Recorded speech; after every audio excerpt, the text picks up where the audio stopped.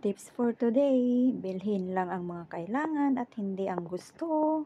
Ngayon guys, mamimili po tayo. So nakabili na po ako sa halagang $300. Yan po ang aking nabibili.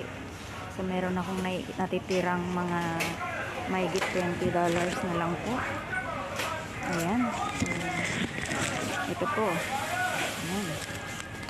So ang aking bibilin na lang ay ang tofu. At ang ito.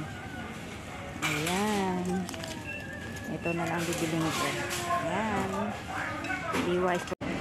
So, ito po ang aming mga nabili guys. Ayan. So, ipapak ko na po guys. Ayan. Ating mga nabili sa halagang $300. Ayan. Matuto po tayong mag-budget guys kung paano mamili. Ayan. Bilhin lang po natin ang ating mga kailangan. Hindi po yung ating mga gusto. Ayan. So, ito. Bilhin na lang tayo.